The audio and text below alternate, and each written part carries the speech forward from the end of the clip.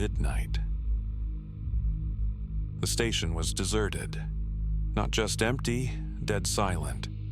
No distant footsteps, no muffled voices, no rustling of newspapers. Just the flickering hum of a dying fluorescent light above, casting jagged shadows that seemed to shift when I wasn't looking. The train pulled in with a mechanical groan, its doors sliding open like the mouth of something ancient and waiting. I hesitated for just a second before stepping inside. The air was stale, thick with that metallic scent of old machinery and something else. Something faint, almost like decay. There were a few other passengers scattered across the dimly lit car. Some sat slumped over, their heads lolling unnaturally, as if sleep had stolen them mid-thought. Others stared blankly ahead, their expressions wrong. I shook it off and found a seat near the back, away from everyone. I just needed to get home. That's when I noticed something was off. The train pulled out of the station, and I watched the city lights fade into the distance. Minutes passed, then more. The train didn't stop. Not at the next station, not at the one after that. I frowned, checking my phone. No signal. The usual announcements gone. Just the rhythmic clatter of wheels on the tracks and the steady flicker of the overhead lights. Outside, the world had disappeared. No buildings, no streetlights, no signs of life, just blackness stretching forever. I turned in my seat, heart thudding. The other passengers were gone. Every seat was empty. A weight settled in my chest. Maybe I'd dozed off. Maybe I'd missed an announcement. Maybe. Then I heard it. A sound, software, slow. Footsteps. They echoed down the aisle, uneven, dragging. I turned my head as the lights flickered. Nothing.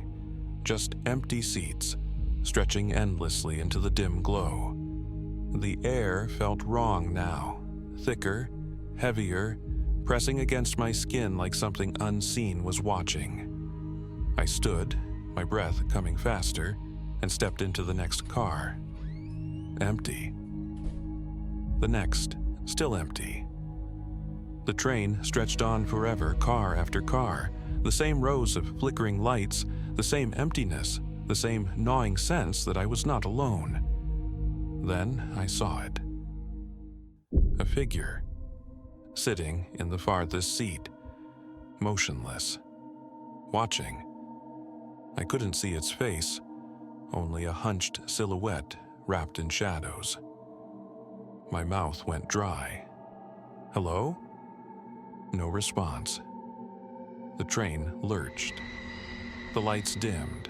The shadows stretched, pooling unnaturally at my feet, creeping up the walls. And then, the figure moved. I ran. Car after car, my footsteps, a frantic drumbeat against the silence. But the train never ended. The figure was always there, just out of reach, just at the edge of my vision. I reached the conductor's cabin, hands shaking as I pounded on the door. It swung open, no one inside.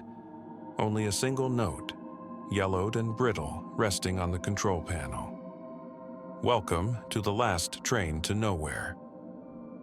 The doors slid open, but there was no station, no platform, just a vast, endless darkness. I turned back, the train was gone, and then I heard it.